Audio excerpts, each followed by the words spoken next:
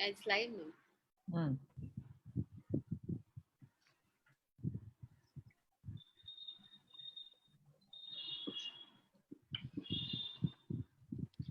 Hello, everybody. Today we're going live from the Women Inspiring Network, and we are going to be joined by Amrita Chaudhary, our WIN ambassador, who's an author, entrepreneur, innovator, board member.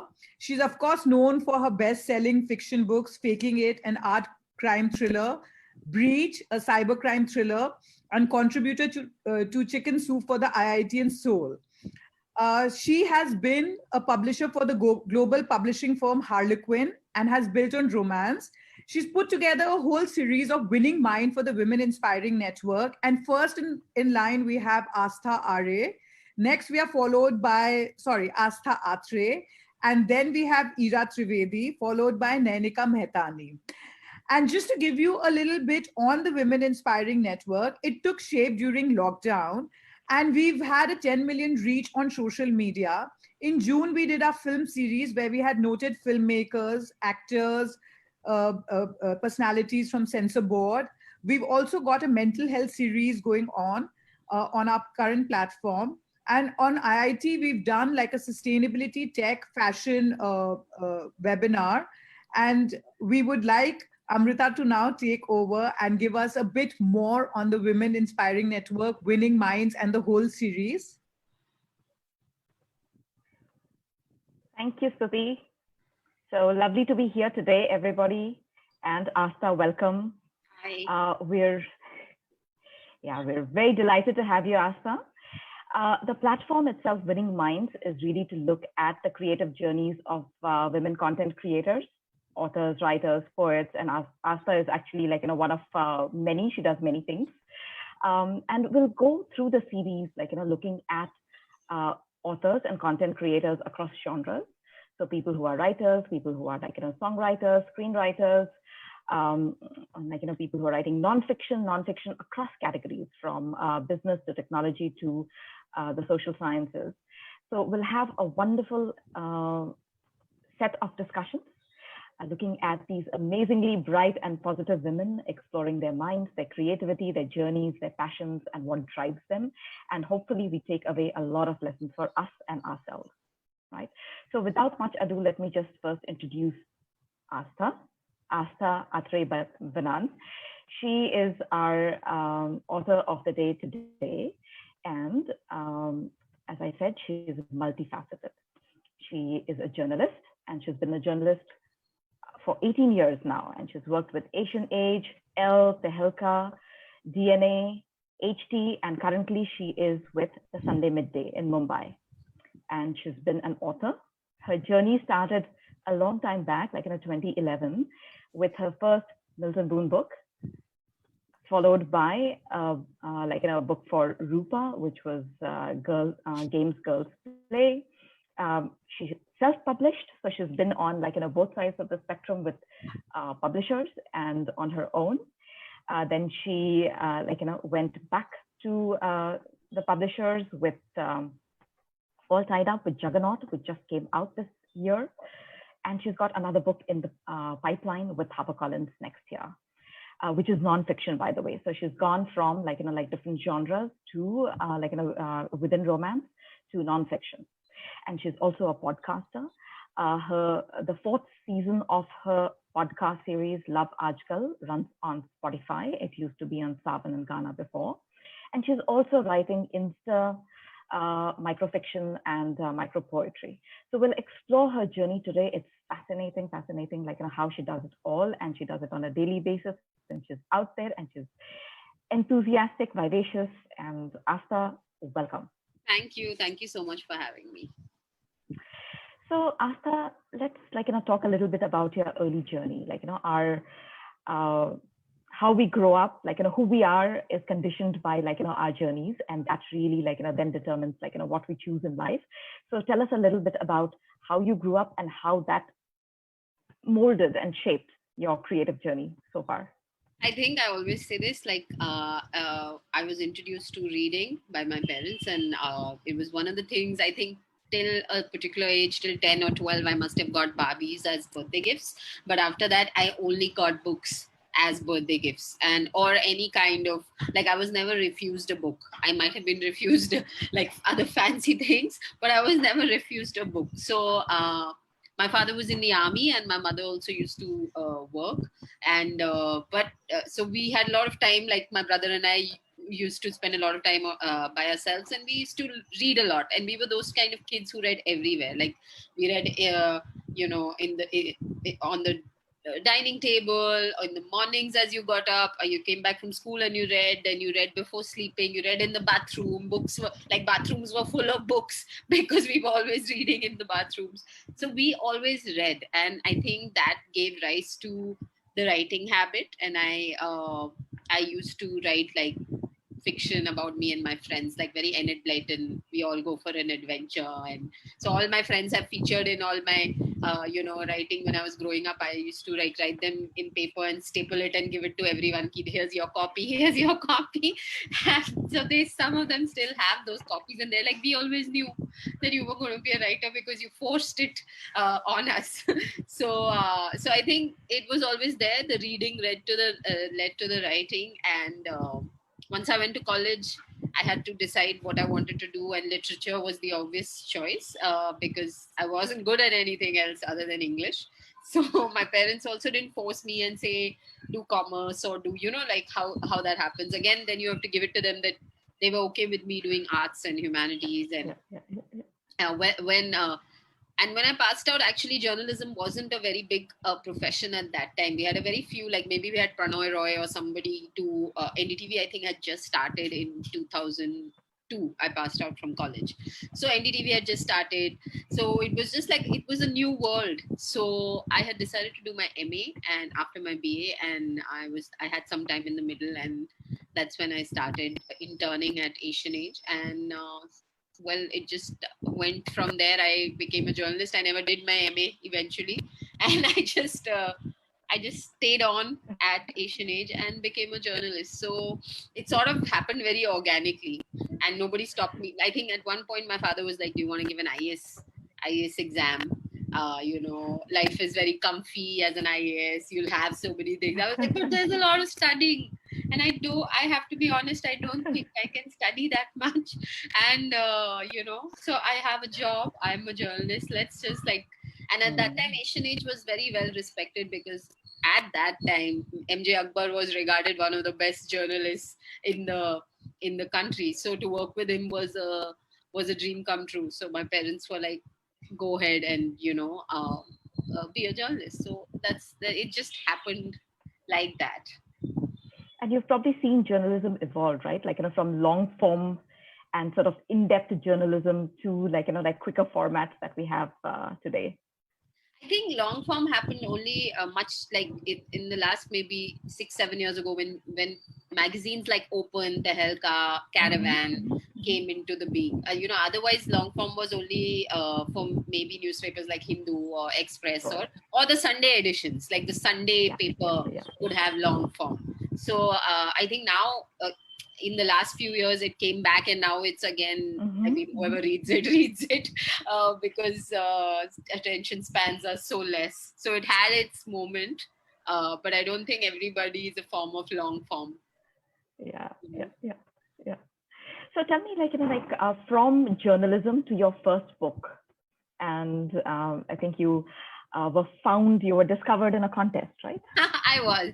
So, what happens is journalism is like a full-time job. It is actually, you're never off duty. If something happens at 12 in the night, you might have to go at 12 in the night to report it. If there's a bomb blast in Bombay, I will have to go.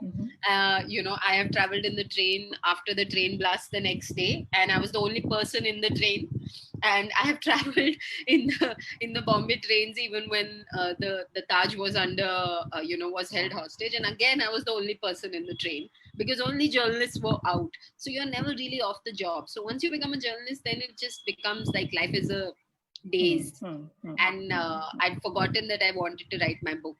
And so I think just before I was turning 30, and one of those days where I used to work with Tehelka at that time, and I must have gone really far for a story, and then got got fried in the train with all the traffic and all the people, and come back and said, what am I doing with my life? And I'm turning 30 and I have not written my book. And that's when I saw the Mills and Boons contest. It was like, it's really like the universe is sending you signs. And I saw that contest on Facebook and I said, okay, I'm just going to take part. And I think it was 4 hours to deadline, and I wrote a short story, and I sent it off, and the short story won. So actually it was a really strange day, because I got a call from Mills and Boons saying that your story is shortlisted as one of the top stories, and then I got a call from Ladli, which is a NGO, and they said, oh, one of your stories that you've done for Tehelka has won an award for best story. And I was like, wow, what a day. It was a lovely day. So I realized you could be like a serious journalist, but also write romance, and you can do everything. So yeah, so I think that's how it started, because I had to push myself. Otherwise you get very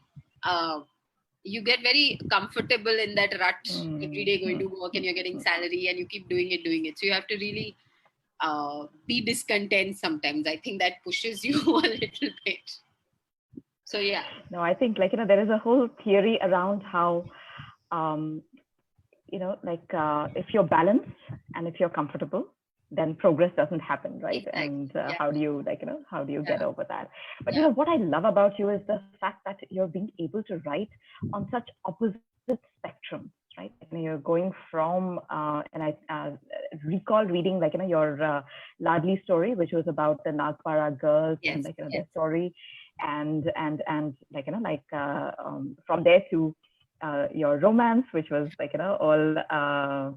I think it was a rich girl, poor boy, kind of a romance, right? So tell us, how was that period? How did you how did your mind switch gears from one type of writing to the other type of writing? I think the main thing is that even though the stories that I do with the Nagpara girls, they're all human interest stories, which is what writing is about. So I don't write about politics and crime, which would be very different, but I usually write about people and people's stories. Even the girls connected with me because we were talking about I asked them what are their celebrity crushes, and then they were like, oh, if you ever meet Ritik, please make us meet him. And so that's how we got along, and we're still friends. I'm still friends with those kids, and so the stories are always human interest and people stories, as I say. And I think I have a knack to talk to people, and that has come very handy with the journalism. So there was not it's not very different from who I am. I'm a romantic person. I believe in all this love and all that jazz, but I also and as a person I like people. So it was seamless in that way. So I never really had to go from one person to another. I am that person. So I managed. Yeah. So let's talk about emotion then, right? Since you said that you love romance and all that jazz, I'm just looking at the kinds of emotion that you're bringing in your books, right? At one level, you have romance, which is all about hope and positivity and so on. And then you have your poetry, which is about heartbreak. Yeah. Right? And I'll just read a couple of lines that I found today. And how can you say, forget it all, when it's been pricked into my skin? Right. So there is a certain depth of emotion about despair and so on.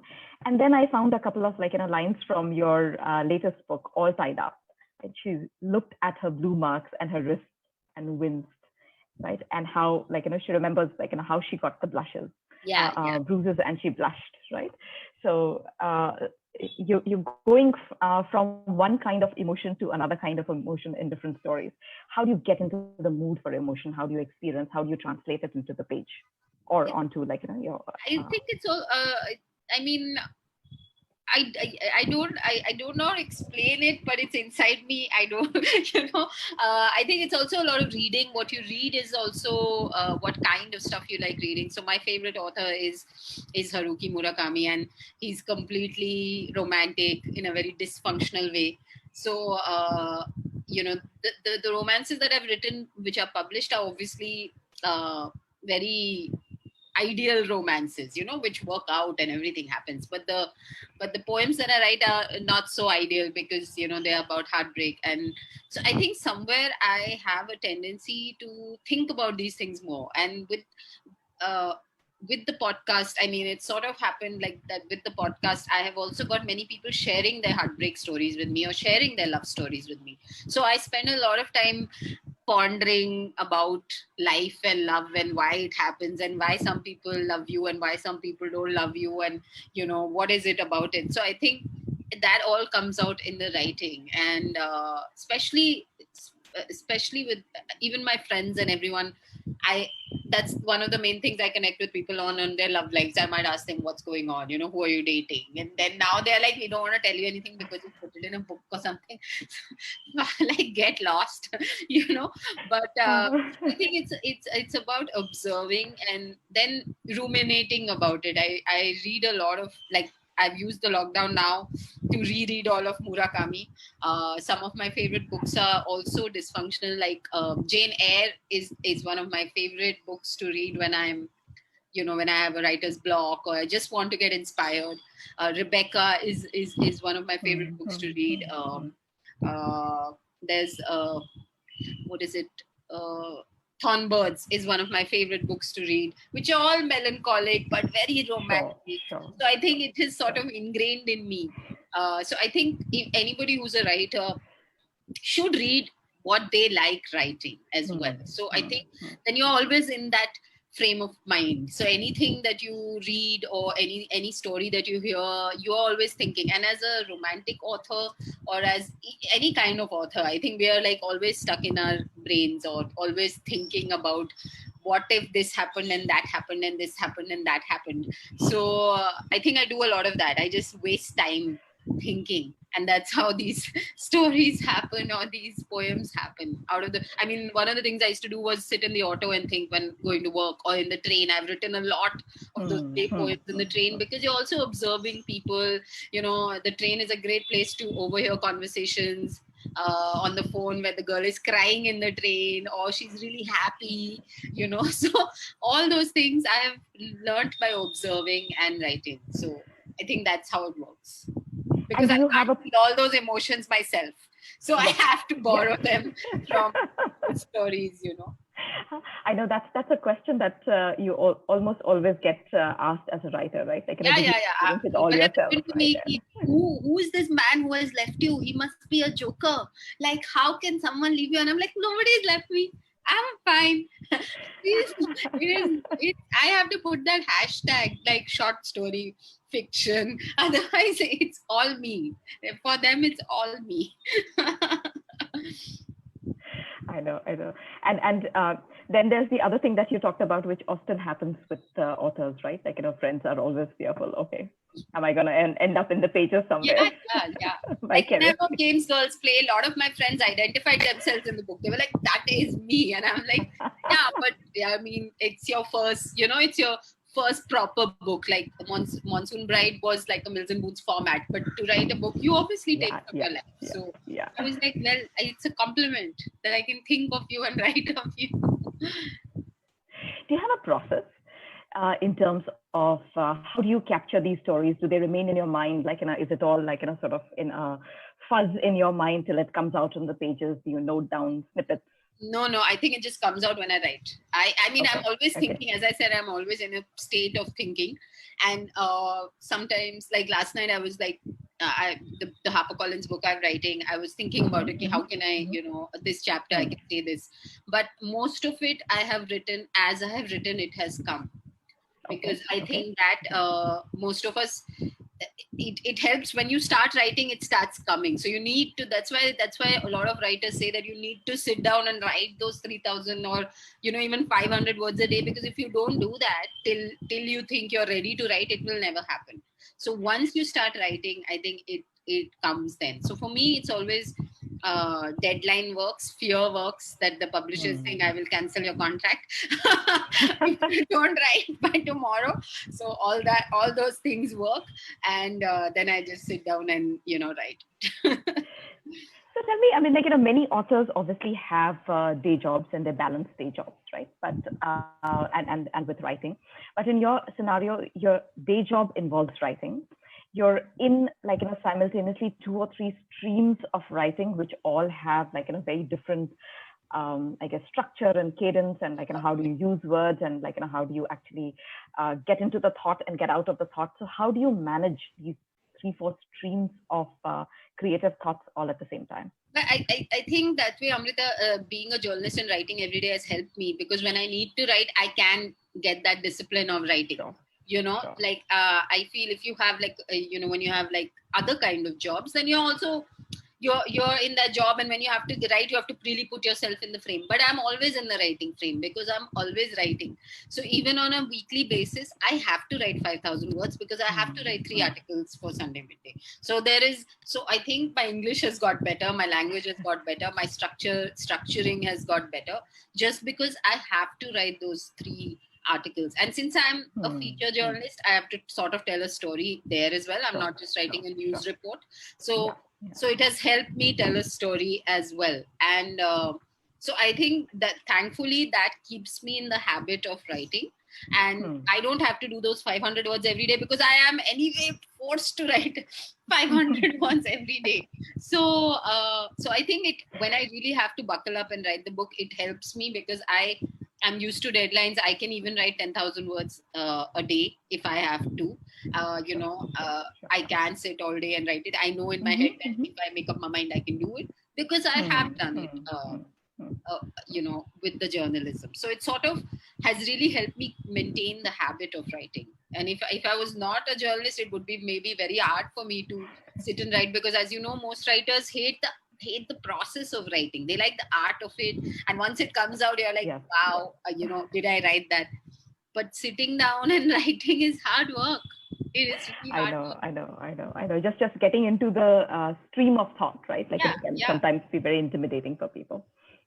So before we jump into your process, Asa, let's talk a little bit about your podcast, right? And that itself is going to lead to your next book, you mentioned, right? Yeah. So, and it's fascinating, right? You're exploring everything from kinks to toxic relationships to romance to your the first whatever, and right. Yeah. So how has that journey been? So that happened again very organically. I used to write about relationships on Instagram. So somebody from Savan, my producer who's now with Spotify, he said, why don't you come in and let's talk about what you can do. And 2 years ago, podcasts were still just coming up. Now there are many podcasts. People are listening to them as well. So we went and we were like, what can we do? Love advice show. And then we realized that there is no such show. I mean, there is nobody talking about it unless you count a Karan Johar. And how many of us can relate to Karan's love life? Not many of us. So we were like, there is space for, something like this. And I was very adamant that we get a boy along, because my view eventually will be a girl's view. I can give good advice to a boy as well. But again, it comes from being a woman. So it's always nice to have a man also giving his point of view, which even the woman can use, use. So I got Ankit along, who I've known for 10 years. And Ankit he was an RJ, and now, he's been he used to talk about gadgets and stuff. But he and I, since we've been friends, and he's been married and then divorced, and he has a child, but he's still on the dating app. So there's a lot to talk about. I'm not on the dating app, so I have no clue what happens there other than what I hear from people. So somehow it just struck a chord with people, because we were just like two friends talking about it, and we have no filter with each other. So we say whatever, and we can talk about our past as well, that boy and this girl. And so I think people started relating to that. And Ankit also talks in Hindi. So then I can answer in Hindi. And that means that that made the scope of the podcast larger. Lots of more people from smaller towns also were listening to the podcast, because we were not just talking in English as well. Yeah. I think that's very important, right? Yeah. So slowly we started getting these, DMs and messages, and we realized so many people are listening to it. And it's been overwhelming. It's overwhelming to us every day that people write to us and say, we were waiting for the podcast, we listen to it in the morning as we work, we listen to it on the way to work, or this is and there are kids from smaller towns who are 16 and 17 who are writing to us with their really private problems, and to trust a stranger who you don't even see, like they're not even seeing our faces. They see on Instagram who we are, but they don't see our faces on the podcast. And for them to write to us about their deepest, darkest problems, some of them have written about problems with their parents, and like people molesting them, people, lots of we always tell them, because we are very clear we're not clinical therapists, and you should go to your parents or someone you trust to talk about it. But we are overwhelmed at how much help does India need in the love department. Like it is and I think younger kids are even more fried, because of the dating apps and of this culture of as Ankit always says, that there is this thing of that we think we can always do better. It's an illusion, but we have that illusion. Because of that illusion, you are swiping, kya bhi ye ho gaya, next. And it's like FOMO in the dating world. Exactly. So they're like, okay, I like this person and I'm vibing and it was great, but what if the next person is amazing, and it's an illusion. So you will keep being in that little like roundabout. So I think kids are really confused, and and it's one of those things that people don't talk about in Indian families, exactly. Right? Yeah. I mean, I was lucky enough that when I wanted to get married, I could go and tell my parents about it. But that was when it was serious enough to say, ki, bhai, I want to get married. But if I was saying I'm going to live in with this person, my parents would have been like, chalo bhai, it's enough. Either you get married or you break up. It would have been as simple as that. But so you don't need to go to them only when it's serious, right? Like kids are grappling with problems, and I think nobody talks about it. Maybe now in Bombay and Delhi, one part of society is still talking to their kids. I think it's opened up a lot more, and I see a lot more difference. India is still very middle class. They will not talk to their to their daughter about her boyfriend. Like it just won't happen, or even their sons in middle class India. So I think then those are the people who message us and call us and ask us advice, and it's been overwhelming. So we're like, can we keep doing this? Because we also get so many messages that we're like, oh my God, you get affected by everybody's problems as well. But we are we need to talk to them, because it's become a responsibility sort of now. So I'm guessing for every 2 or 3 people who come onto the show with their audiograms, there's probably 20, 30 that you receive, that you respond to behind the scenes. I mean, right? Voice notes are obviously, people have to take out the time to record it. Sure. I think DMs, we have around 500 DMs unread right now. And some of them have the same kind of problems. But you have to see, why are they unread is because they have 20 paragraphs. I have to go through 20 paragraphs with each DM to read. They have told me the whole problem from the beginning to the end. And once you answer, then they'll be like, but. And I'm like, I can't answer but also now. So that is the only reason. So what Ankit and I try and do is that sometimes we pick up those themes from the DM and talk about it in the podcast, so that we can cover everybody's problems, So, are you seeing a difference in which, in how girls or women and boys or men are perceiving emotion or relationships? And how does that then translate into your writing? I don't think there's any difference anymore, because as much as women get ghosted, men also get ghosted. As much as women are toxic, men are also toxic. I mean, we might think only men are toxic, but that's not the truth. There are lots of young boys who write to us saying that, my best friend has friend zoned me and I liked her, but she likes this other guy and she comes back to me whenever she is bored. So it's almost the same problems. Like I met these bunch of young girls and they were like, do boys have the same problem? I said, they're exactly the same as yours. And boys also have insecurity issues if they're not tall enough or if they're not good looking enough, because this world has become all about your looks. Yeah. And so even boys, I mean, not everybody has an upper hand everywhere. So boys, I got a letter from someone who said he was short and he had always been good in his class and he has a good job, but just because he's short, nobody takes him seriously and his self-confidence is really at a low. So it's exactly the same. I mean, there are a lot of women who write to me who are in relationships with toxic men, but it's as bad as for the men as well. So lots of men have also written to Ankit and me.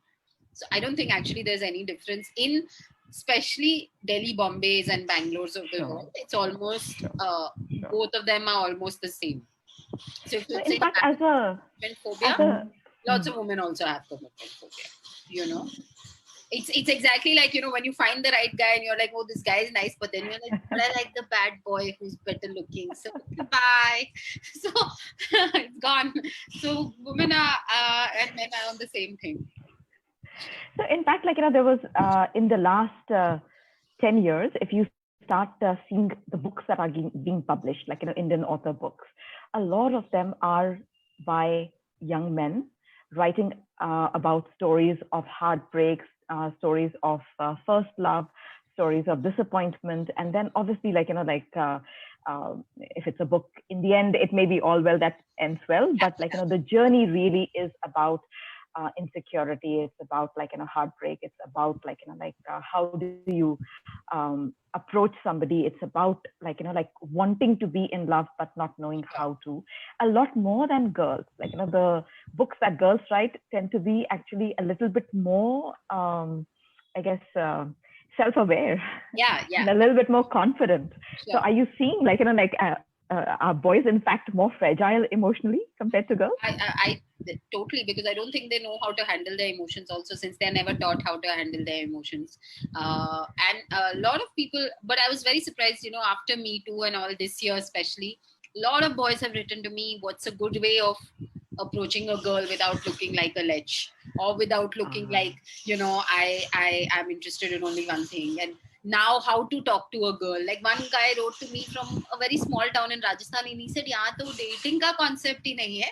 So main bolu kya? Matlab, how do I tell this girl that I like her? Because there is no concept as boyfriend, girlfriend, dating. There's nothing like that. Yeah. So what do I even say without coming across as a creep? So I think that was a very good difference to see, that boys are actually writing and saying that, I like a girl in college, but I don't want to come across as overbearing or saying something that I'm not supposed to. So can you let me know what's a right way? I said, see, there's nobody saying that you can't reach out to a girl or flirt with someone or tell them that you like them. But the main thing with the Me Too means that if she says no, then you back off and go. And, that is it. You say, okay, when you feel like it, I'm here. This is my number. You can give me a call. But don't keep going after someone once they've said no. No means no. That is the main point of Me Too as well. It doesn't mean that you stop asking women out or, you stop approaching women. So, but know that this is the limit, whatever. So I think, yes, lots of men have written to us about that, about how to approach women, how to even make their partners feel comfortable about, first time sex or things like that. So it's a very nice, refreshing change to see. And it comes from younger boys, which is great. I think older men still don't want to make the change. They just want to be who they are and whatever. But younger boys still have that thing of, I want to be woke. And that's great. That's fantastic. So going back now to your writing journey, right? You have all the inspiration in the world around you because you're immersed in journalism. You're meeting very interesting people throughout in multiple formats, in person, on digital channels, right? So you have, clearly inspiration and ideas are abundant. Now let's talk about the process. right? How do you, and you mentioned that you work well under deadlines. After that, what? How do you structure your work? Like, do you actually plot out, structure, create sections, subsections, and go writing through that, or do you have an organic process? How does it work for you? No, Amrita, if I did all that, I'll never write. It'll be just nothing. And I think I always tell writers who come to me and say, "Bhai, how to write?" I'm like, best thing is to read, because if you've read enough books, you know how to write. You know structure. You would know ki first chapter, pehle 3 chapter mein something has to happen for it to like build up and build up. Even your favorite books, like I give examples of books like The Girl with the Dragon Tattoo. First chapter is very, very boring. It's very boring. I'm surprised that people got through, the first chapter. But from the second, you cannot leave the book. Like it is unputdownable. So in the first 3 chapters, he sets his, main plot. And I think that is one thing I've followed, that your first 3 chapters should have the starting, and it should maybe start with something that is happening. So the person can get hooked onto it right away, so that could have been the only main thing. And the middle 5 chapters are leading up to a conclusion, and your last 2 chapters are the conclusion. I think that's the only format I really follow. But other than that, it's always been about reading a lot. And I think because it's so inside me now, because I read so much, I tell everybody who writes to me about writing that first you have to start reading every day. Then it will sort of come naturally to you when you sit down to write, and you won't ask questions about structure. Because I also feel structure cannot be taught. And and there are many ways of structure. Exactly. And storytelling sometimes doesn't really, there are many stories we've read which have no structure, like with Agatha Christie, I had heard that she used to write the end first and then, write from the beginning. Like she had her end, who's the killer, she knew, and then she would work up to it. Okay. So that's also, she had a strange structure to follow. But like Murakami, I've read many of his interviews, and he also says the same thing, that all he does is he writes 5 hours a day. And in those 5 hours, he goes into the wormhole wherever he is in his book and he writes. But he never really thinks about what he's writing next. He never plans. It is just unraveling as it's happening. I think that is my process. It just happens as as you maybe you have to think of it as like imagining something. And that's what one of my favorite things to do growing up as a child, as a teenager, as now also, is to imagine what my perfect day would be when I go to sleep. And I think that has come handy when I write, because I'm like, okay, what if this happened, and then that would happen, and then this would happen, and if this happened, then that would happen. And that is what is storytelling, right? Like you're just thinking, and if you can think it, you can write it.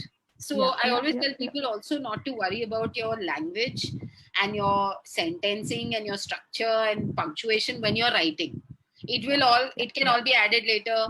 That's why there are editors to help you, and you can go back and proof the story. But don't think about it then, is this sentence sounding right, or am I using flowery language enough, or am I using the right words, or is my grammar perfect? Don't think of those things. Just write as it comes, as you talk it, as you think it. Just write it, because the story has to be there. Then everything else can be edited, proofed, cleaned up. There are many people who will help you with that.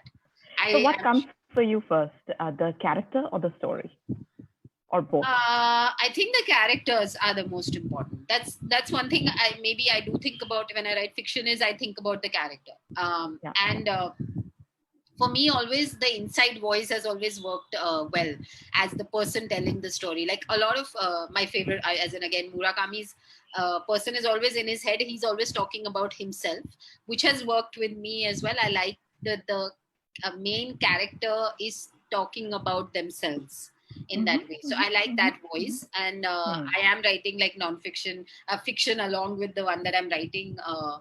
And I'm following sort of that kind of thing where the main character is telling their story. So I like that format as well, because then you can hear everything that's in their head, and it's always fun to hear a psycho person talk.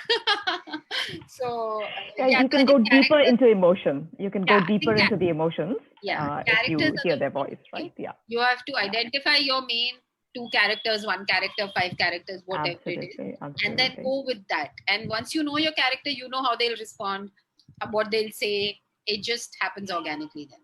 But how often has, or has it, your character surprised you? Because often as a writer, you have a character and you have a journey charted out for them, but you start writing and then they take a veer, which you had not thought or imagined, but it comes out. I think in the last few years, especially if I've written any girl characters, I don't think they've surprised me, but I think I have tried to make them as independent as possible. Maybe that's the thing, that I would never do anything in my books which says that they're not independent enough. So I think they've become more independent, and it's happened very unconsciously.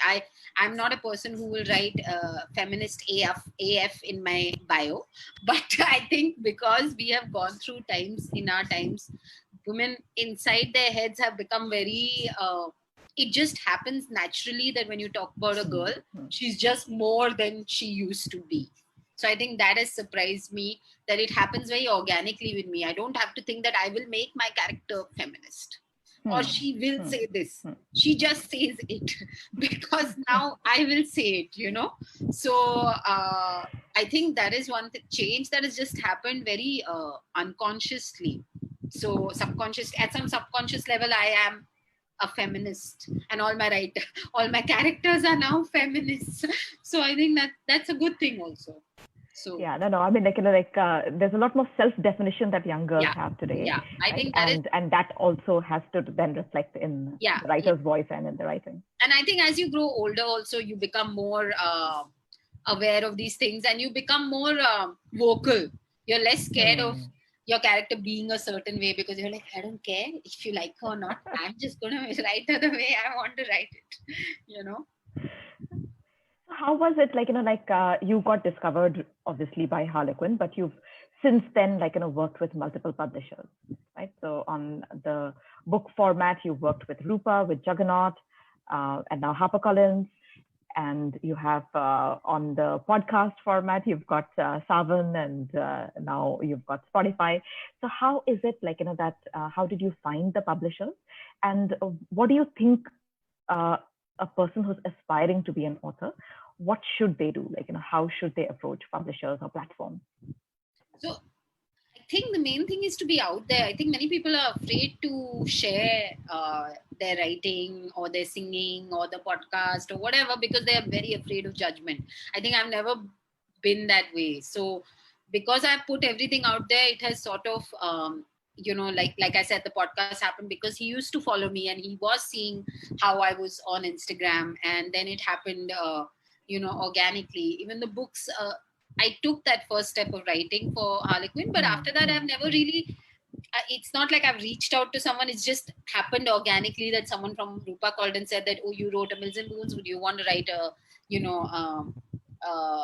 love story for Rupa? And then Juggernaut and HarperCollins, even my editor is with me on Instagram. So she sees the podcast getting the kind of attention it gets. And, so she reached out and we both were like, yes, it could work out.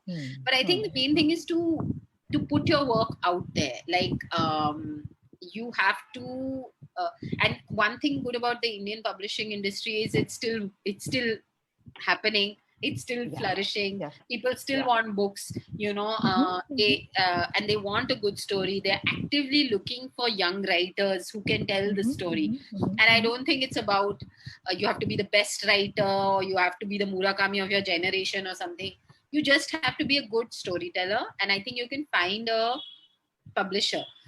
There are lots of agents also who help now. There are lots, you can always reach out to an agent and they can pitch your book to people. So I think the main thing is to stop being afraid of judgment.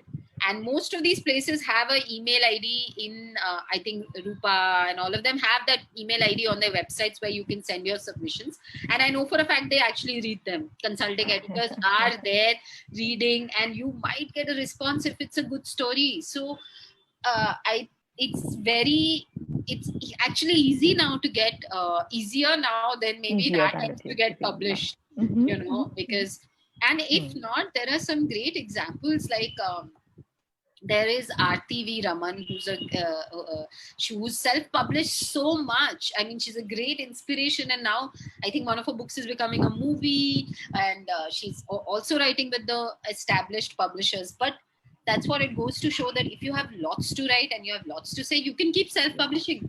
Also, it doesn't matter if you're right. If your reader likes you, he's not seeing if you're with Rupa Uppers or Juggernaut or Penguin. Are you telling me this I is know. the same?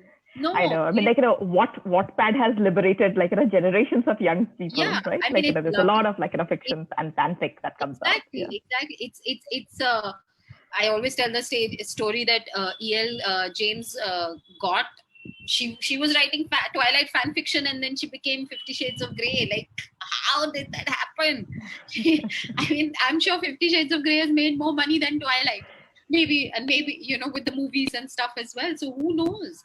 So I think the main thing is to just write. And if by chance none of the publishers reply to you, uh, there is a 50% chance they will reply to you. If they don't reply to you, then please go on to KDP or Kindle Direct Publishing, or there are many other places you can self-publish now, and self-publish. Start an Instagram page, put up your book, keep putting it up every day, consistency.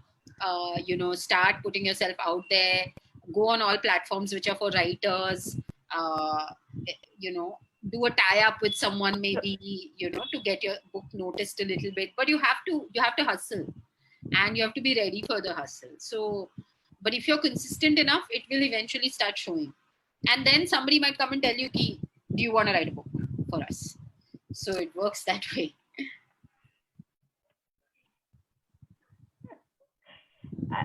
That's something that people always are a little wary of. How much do I need to put myself out there on social media platforms, to market, to hustle? As you said, there was a notion decades back, and it's actually not been true, even in the last 10 to 15 years, that writers could be solitary creatures. In the last 10 to 15 years, writers are very much they are out there. They are marketing their work and marketing themselves. How critical do you think it is to be out there? And you said be on writing platforms. Which platforms? I think it's very critical to be out there, because unless you're Vikram Seth or Amitav Ghosh or one of the old school ones who are already published, and they are literary geniuses, and you're going to go and read their book no matter what, or an Arvind Adiga or someone who's reclusive, or that adds to their whole persona. You do have to be out there, like even a Murakami who's considered reclusive, and but he's more he's more reclusive to actually his friends than his fans. Like, he has actually sat and replied to fan mail, every kind of fan mail that he gets. He does a podcast now in Japan where he talks to his readers, so you have to be accessible to your readers. Otherwise, it doesn't, in the world that we live, unless you are one of those classical legends, it's not going to work for you. And platforms, I mean, now we have Instagram. I feel these are the best places. Even if you have short fiction, you have one chapter, you can put it up on Facebook. Somewhere it will be found. There are so many writing groups on Facebook, who keep posting things and stuff like that. And I might not have the time to go through that, but a person maybe like a housewife who wants to write, or go there and share your stuff, and it will get noticed. There will be like people who will read it, consume it, and give you feedback on it. So very, very important. You cannot you don't need to put your face out there, but at least put your writing out there, and let the person, I feel it's very important for an artist to connect with the person who's consuming them, because I don't know, I just feel that it adds some once you know the person and you know what they like and they don't like and how they look and all, and maybe it just makes you like them better. You connect with them. Sure. To be Sure. relatable Sure. in the times that we live in, to be relatable is one of the biggest things. Now I might, all the old legendary people like an Amitav Ghosh or Vikram Seth, I don't relate with them, but I'd still read them because they are considered greats in their own way. But a new writer, I think it's always nice to connect with the person that they are as well. That could go with a musician, any kind of artist is in that. So. And how difficult is it, do you think, to be to have creativity be your profession and your career? How do you manage that? It's very difficult, but I think creative people, you make sense of the world through your creativity. So it's very important. It's how, if I couldn't write or I couldn't do the podcast maybe now, but basically if I couldn't write, I don't think I would be a very troubled person, because how would you make sense of everything that's happening around us, everything that happens to us in our lives? So creative people are actually very lucky because they have an outlet some way to get it out. People who are not creative have to figure out how they will let out. They may be working out, or they might be traveling and socializing, but creative people can just sit at home and let it out. They don't need anyone else. You can paint something, you can write a song, you can write a book, you can write a poem, and once you'll put it out on some platform, there'll be hundreds of people who will be like, oh my god, I was feeling the same thing, and you connect and you suddenly feel better. You're like, it's not just me who has a heartbreak, it's not just me who's feeling totally alone in this. So I think creative people are it's actually easier dealing with life as a creative person, because you have an outlet for your angst and your anger and your when people write to me who have heartbreak specifically, and I ask them if they're creative, I always say that it's best to take it out in any creative form, because it will become art and then it's gone.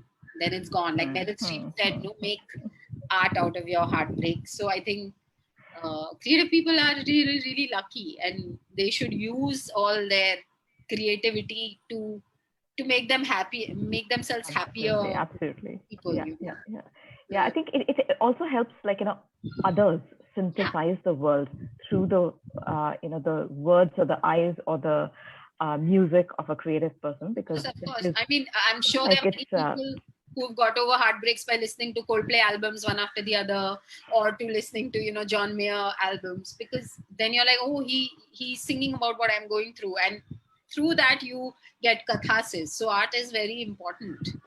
Absolutely. And even in the business world, sometimes we say that if you are able to understand and get into people's behavior patterns through books, then maybe you understand them better in real life, right? And then you know how to deal with them, because ultimately it's not about business or technology, because they're all driven by people. Yeah, exactly. Know how to work with them. Yeah.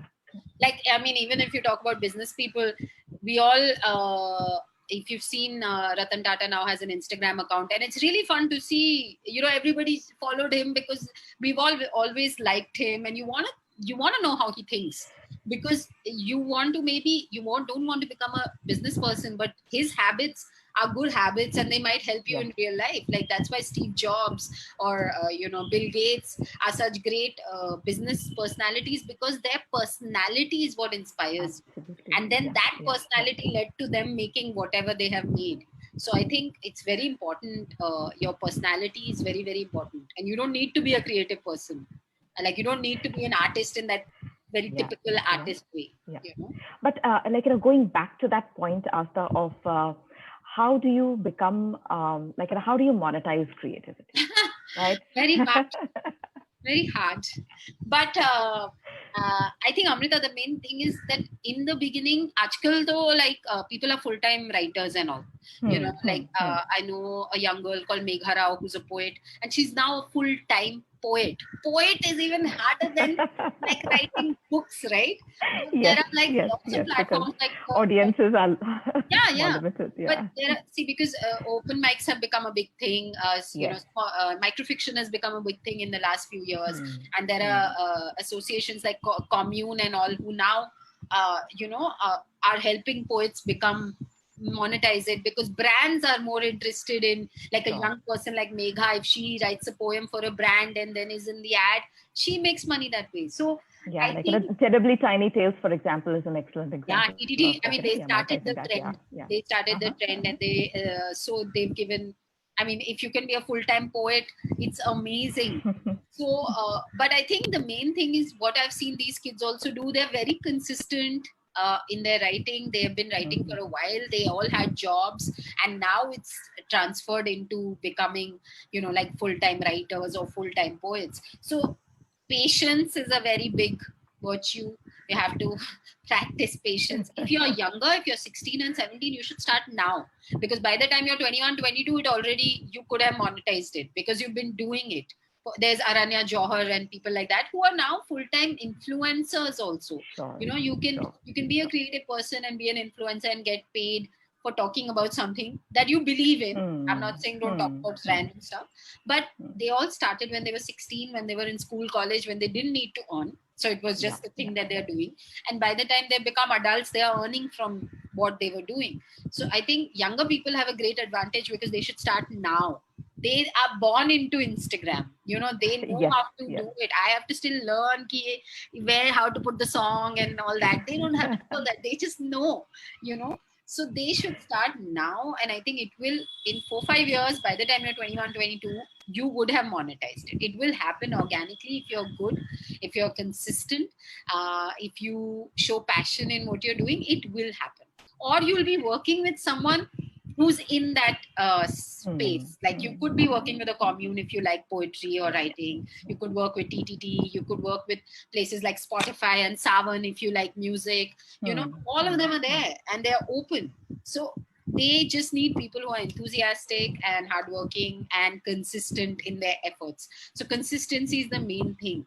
And if you're So I think you talk about consistency of effort, but there is also a consistency of voice, right? Like, you have to have a point of view which sort of carries forward. Yeah. Right? I think for me, I've chosen romance and love, and that is what I talk about. And there are many times, some people are like, "Oh, don't you have an opinion on this political thing?" And of course, I have an opinion, but if I have to give my opinion about everything, it gets diluted first of all a little bit.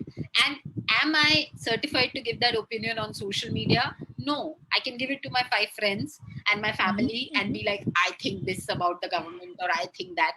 But other than that, am I an expert enough on the issue to talk about it? No. So I think, yes, pick your niche.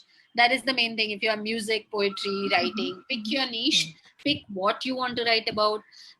Many of the poets, they might be writing about love and romance, but they also write about growing up pains, or they write about politics now, and they write about the country, and they write about gender, and so you have to pick what you want to write about. I think that's a good thing because it sets you. They know that Asta writes about this and Amrita writes about this, so that's a good thing for them to know.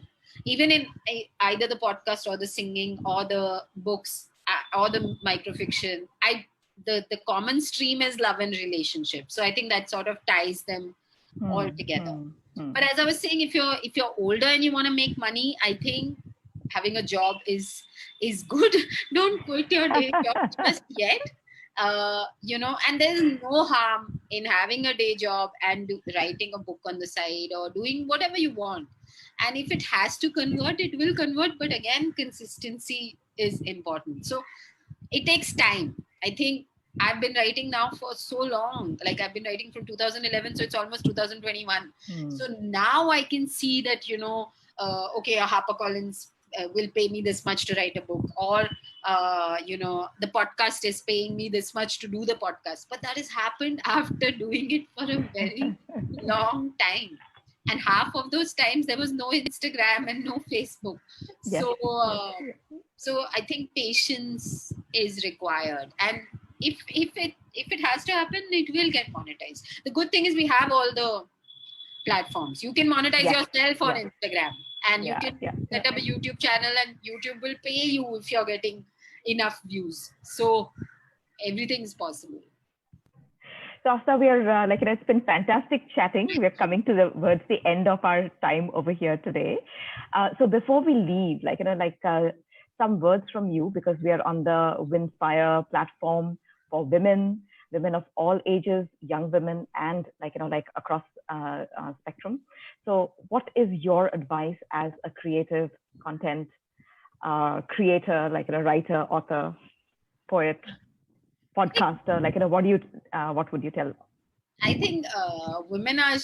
This is the time in history where we are actually having our moment. It's been happening for the last 4-5 years, and I think we should take full advantage of it. That everything is open to us now. After a while, So if you're a creator, please do not think about who's saying what to you. How many trolls will troll you if you put that picture and this picture and that whatever. Just go all out and do whatever you have to do. If you're 16 to you're 40, 45, it doesn't matter. I've realized, and I feel women are also held back many times because of how old they are. They're like, I'm growing older, and this won't work for me. I have become happier and better I'm 38, and this is the best I have ever felt in my life. And everybody, who can say I'm less cooler than an 18-year-old? So please go and do whatever you want to at whatever age. Don't think of age and anything else of, once you have to do something, because the world has opened up so much that I feel, and it's very important to do things like this, because then you are like, if Astha can do it, I can do it. If Amrita can do it, I can do it. We didn't do anything very special. We are not made out of gold. We are just normal people who said, okay, I have to do this. I don't care what you think of me doing it. So I think women need to just get that, inside them and not care, and just go ahead and do it. And not get too bothered about love and relationships and marriage and all that as well. There's nothing in marriage. After 10 years, there'll be very few people getting married. So I would like to say, please don't think about marriage, and don't think about how old you are and how you look and what your weight is, and just go out and do whatever you want to do. So thank you so much for joining us today, Astha. And on the I hope you enjoyed it. You were listening. And thank you for inspiring all our viewers at the Women Inspiring Network. Women Inspiring Network has actually taken shape during lockdown. And, with our many partners like Business World, Inox, and others, we had a 10 million reach. So when you mentioned that, all about the digital world, I can tell you, we did 100 short videos of women who were, giving us positive voices. We did a webinar, which was over a period of 2 days with 70 speakers. And we had women change makers, CEOs, women entrepreneurs. And of course, when we did the series with IIT, which was on fashion, tech, and sustainability, with Jai Hind College on sustainability and entrepreneurship. So we've actually been able to build that momentum in a short span of 4 months, especially digitally. Yeah. So I've been really, when I was hearing you, I was getting so inspired, because it keeps our team so inspired, getting different voices of women across. And of course, our aim is to reach out to more women in our country and create impact in some way. But thank you so much. And Amrita, thank you for being our WIN ambassador. And we all look forward to the next conversation with Amrita coming up on 1st of September with Ira Trivedi, followed by Nainika Mehtani. So thank you so much. And we'll now end our conversation here. It's lovely. Thank you. Thank you, guys. Bye. Bye, Astha. Bye.